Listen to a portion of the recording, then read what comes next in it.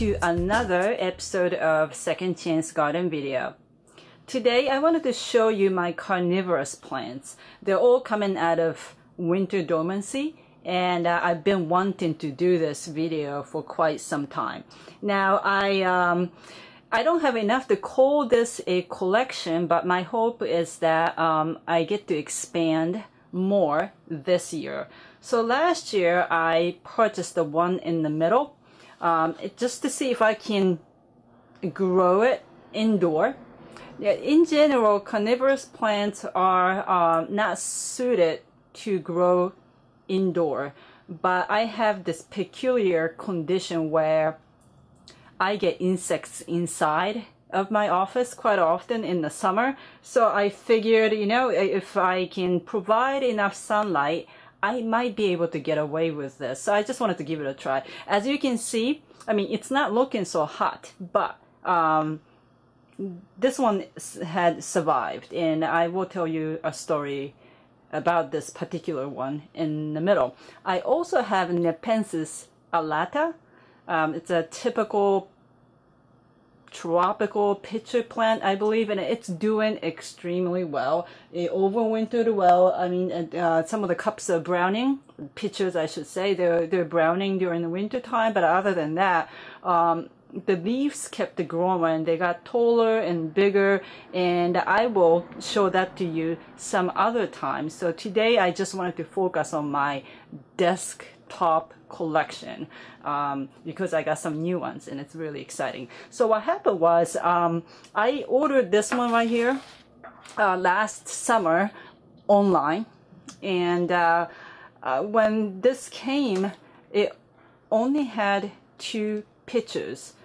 And the problem was that none of them were functionable. So at that time I didn't notice, but I guess looking back, I guess they just came out of winter dormancy, even though I feel like I purchased it in June or something. So one of the pitcher was punctured, so it had a hole in it, and the other one sort of grew prematurely, so there was no opening and nothing really happened. It died off. So what you see here, believe it or not, there are 10 pitchers.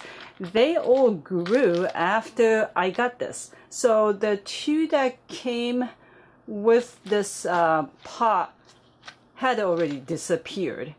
So not bad. I have to say that they, you know, unfortunately it didn't flower. So I don't even know how the flower looks like for this one. I mean, I know how it looks like. I've seen them online, but I haven't seen flowers for this one. So anyway, what I tried to do was this during the winter time. So it was actively growing towards the up until the end of October. Then finally I decided I really wanted to give it a proper winter rest. Now what I ended up doing is to get my pitcher plant, this one, out of my warm office space, and I put it by the window.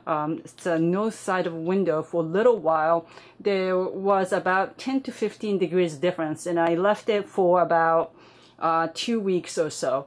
Then I ended up taking this one home and left it by the kitchen window, where I would leave my window slightly cracked open so that the real cold wind would come in, sort of creating this much colder environment. If I wasn't able to do that, then I might have considered to put this in the fridge for 3.5 months or so. But this time around I didn't do that, and I wanted to see how it fared. I mean, at this point it's kind of hard to tell how it did, only because, well, it's sort of you know, there's no new growth for sure during the winter time. I'm sorry, and the most of the existing pitchers died and sort of rotted away. I mean, they're not rotten away, but they're getting weak, dry, and shriveled, and you know, I can get a little bit closer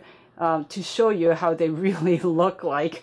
They totally look weathered for sure, but I think that's the way they're supposed to be during winter time. So let me zoom in a little bit. closer. Maybe I'll lift it up a little bit. Here we go.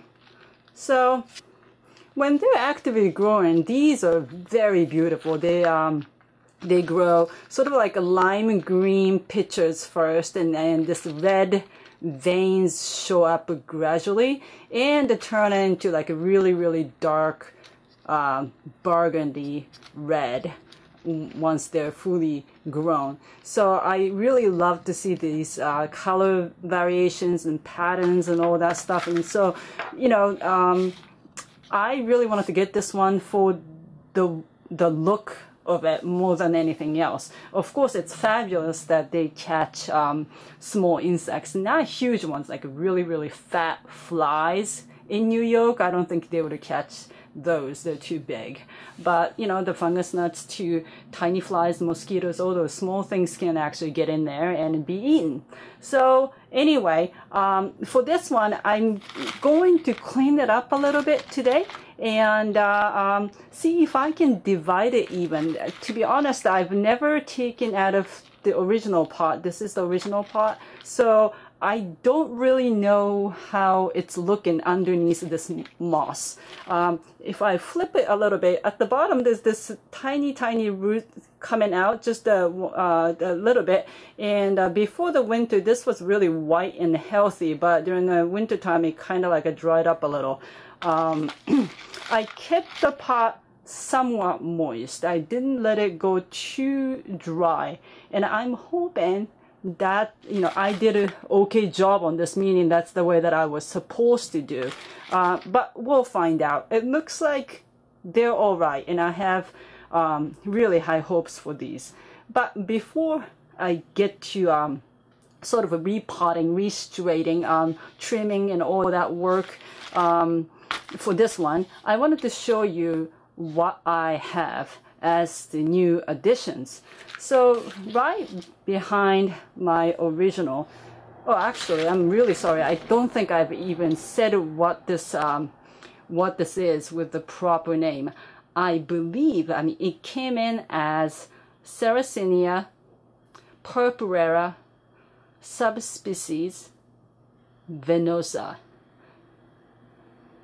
And I think it ended there. Usually, right after that venosa, it should list some kind of variations, either Berkey Eye or Montana. It looks more closer to Montana, but my peaches are not very fat. So I wanted to double check on that once I start to see new growth for this summer. At this point, I mean, I can't really say, but it looks like it's Sarracenia purpurea subspecies venosa of some kind. That's how I'm going to leave it for now. Okay, so now these three, I got these from the same supplier for the first time around, and actually the reason why I didn't really unpack these is just to show you how they shipped, and I was actually really happy about this. So I figured, you know what, why don't I just show how they came in and give them a huge thumbs up on this.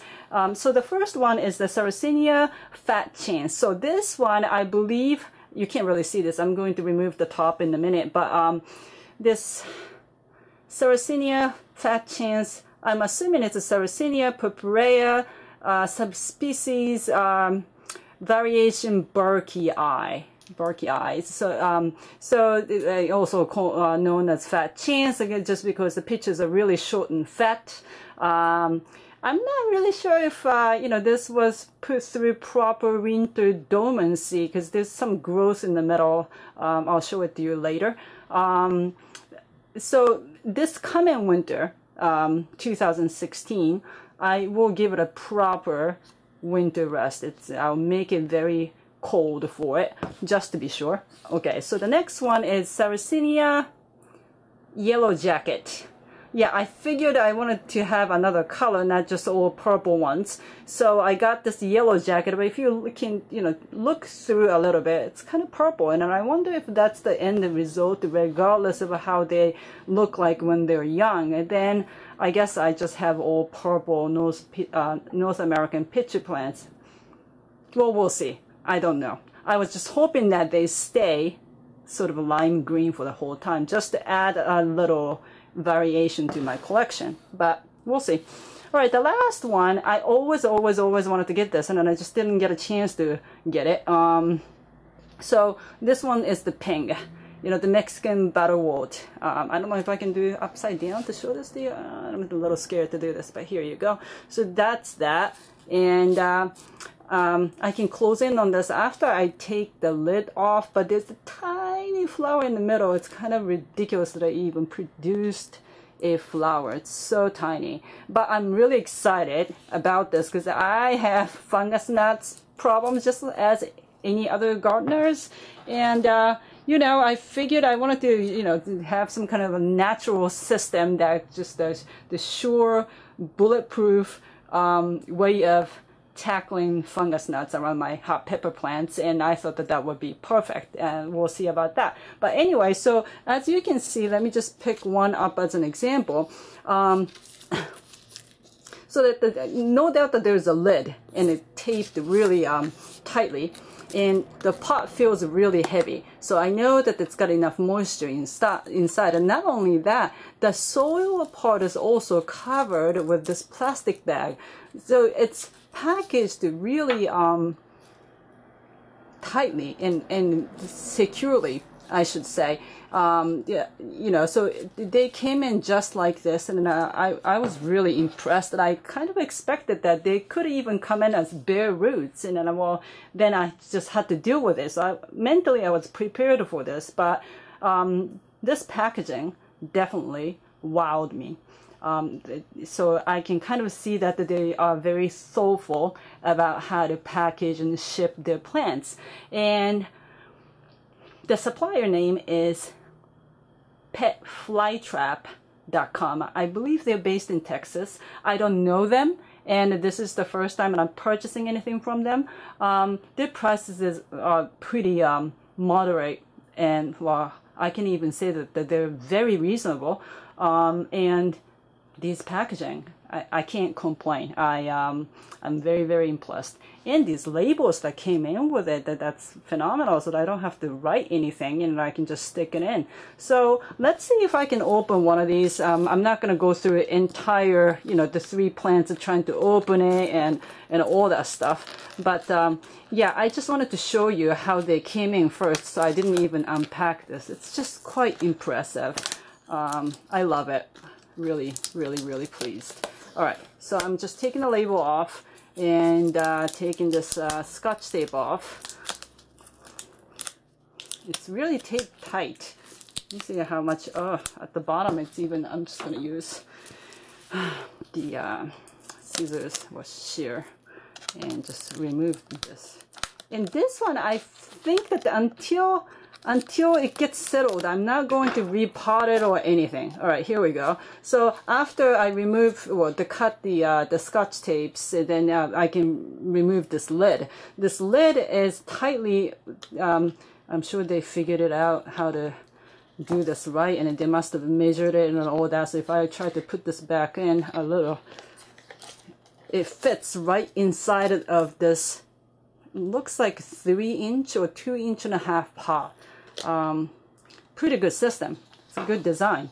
Then, as you can see, as I said, told you before, that the plastic bag is covered to protect the soil.